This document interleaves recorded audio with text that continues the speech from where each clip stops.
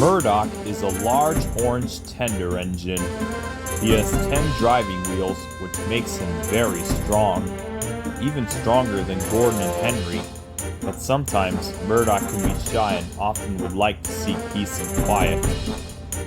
One day, Murdoch pulled a long freight train out of Knapford Harbor. But Harry and Bert were blocking the line with some fish vans. "Excuse me, please," whistled Murdoch crossly. "Freight train coming through." Harry and Bert had to move their vans. They were annoyed by being ordered about by a steam engine. "You steam engines are old and clapped out," grumbled Harry. "When Sir Topham Hatt realizes this, you and your steam friends will be scrapped," huffed Bert. "Scrapped? Pah!" Murdoch retorted. "I'm one of the strongest engines on Sir Topham Hatt's railway. He'd never do that to someone like me." And he steamed proudly out of the harbor.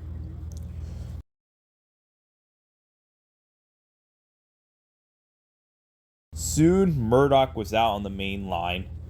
It was slightly noisy, but Murdoch didn't mind that one bit. It was a splendid day. Then, Murdoch and his crew heard a horribly loud and irritating squeaking noise coming from his wheels. Murdoch was taking witness. The squeaking wheels meant one thing. Something was wrong about his condition. In fact, Murdoch became so worried about his wheels that he forgot about Sir Topham Hatt would never scrap a steam engine, especially one that had 10 drive wheels. "What if Harry and Bert were right?" Murdoch said. "What if Sir Topham Hatt takes me out of service?" Murdoch soon arrived at the bottom of Gordon's Hill. He had to slow down as the hill was steep and the train was heavy. But then as he slowed, Murdoch noticed something. The slower he went, the quieter his wheels squeaked. "Aha! If I go slowly, no one would hear my wheels." So Murdoch went slowly, all the way on his journey. However, his slow moving only made him fall behind schedule.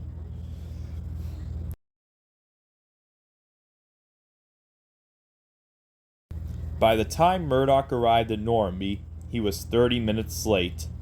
Arthur was confused. Murdoch was usually on time like most engines, but today, that wasn't the case. "Murdoch, this isn't like you to be late. What happened?" Murdoch told Arthur all about his wheels and what Harry and Bert told him. "Don't listen to those two, Murdoch," soothed Arthur. "We all know Sir Topham Hatt would never scrap a steam engine, especially one with 10 wheels." "Why don't you just tell him about your problem?" But Murdoch was too concerned about his condition, so he pretended not to hear. This made Arthur more worried than ever. He had to tell Sir Topham Hatt next time he saw him. That night, Sir Topham Hatt came to see Murdoch. "Tomorrow is a very busy day. I'm taking my family on a boat trip, so Mr. Percival will look after things for the time being," he said. "You, Murdoch, must take us there before 9 a.m., because that's the time the boat will depart." "Yes, sir," chuffed Murdoch.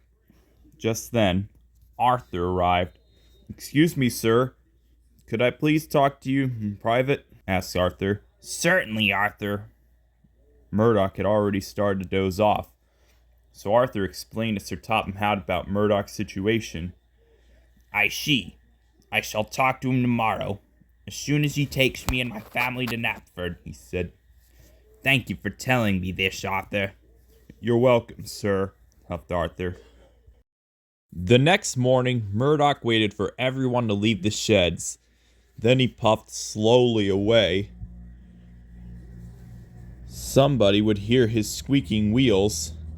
Once out of the sheds, coupled to his coach and out on the main line, he started to pick up speed.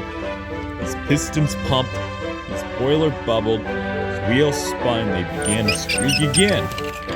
And this time the squeaking sounded worse than before. "Oh my, it's worse than before!" Then he heard something else.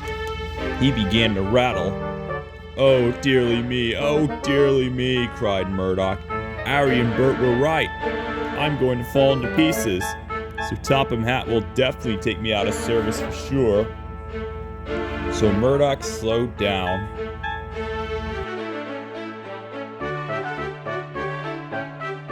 Murdoch soon arrived at Knapford Station. Sir Topham, Lady, and Dowager Hatt were there, waiting. Murdoch's heart sank like a stone. Now he began to really worry. If he went slowly, the Hats would miss their boat trip. If he went quickly, Sir Topham Hatt would hear squeaking and rattling. He would then know Murdoch was wearing out and would remove him from service. With the Hat family safely on board, Murdoch slowly but surely pulled out of the station.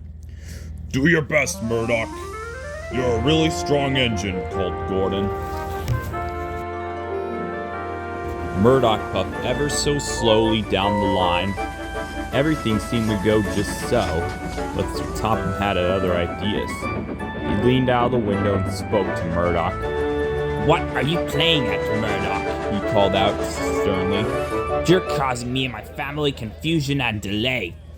You must speed up or we'll miss our boat trip, and that will never do. Yes, sir. Sorry, sir. I'm on it, sir, Murdoch said sadly. Remember, added Sir Topham Hatt, you're one of my largest and strongest engines on the island of Shodor. Murdoch soon felt very motivated. If this was my last journey of my life, then I am going to make my controller as well as his family very proud, he thought. And just like that, his 10 wheels quickly turned faster. Must get to the docks, must be on time. Soon his wheels began to squeak, and he began to rattle again. Then he heard another noise, which was an awful knocking noise. He felt it on his undercarriage, but Murdoch didn't care.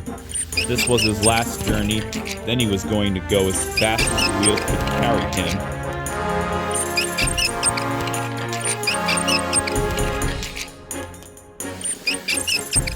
Murdoch squeaked, rattled, and knocked all the way to Sudbury Docks. Salty was surprised. He had never seen nor heard of an engine make so much noise. "Sounds like another steam engine, ready for scrap heap," sneered Harry. "Yeah," chuckled Bert. Arthur and Sir Topham Hatt glared at the diesels, but Murdoch ignored them. He made it just in time, and the Hats could catch their boat. "There'll be no more talking about me taking any of my steam engines out of service," Sir Topham Hatt said sternly. "Next time, you two will be staying in your sheds until I can trust you to." "Yes, sir. Sorry, sir." "Sorry, Murdoch." Murdoch just smiled. "Splendid work, Murdoch," Dowager Hatt said proudly. "But oh my, that was quite a lot of noise you've been making." "Why haven't you asked my husband to send you to be repaired?" asked Lady Hatt. Murdoch explained everything to the Hats. "Murdoch, you are a very strong engine, but you can worry at times," said Sir Topham Hatt. "You shouldn't believe in rumors about me taking engines out of service, especially one with 10 drive wheels." "I told Sir Topham Hatt about your problem last night while you were sleeping," Arthur added. "I'm just looking out for our friend." "You're welcome." "Thank you, Arthur," smiled Murdoch. "You were right about everything." Arthur beamed. Later that day, while the Hats were taking their boat trip, Arthur took Murdoch to the works to be fixed. Murdoch spent the next few days having his wheels well oiled, his undercarriage examined, as well as having a few parts replaced. At last, he didn't make any more noise. Murdoch felt as good as he was when he first came home and always remembered to tell Sir Topham Hatt about the problem he had, especially if it had something to do with his condition, and never again believe in rumors or lies.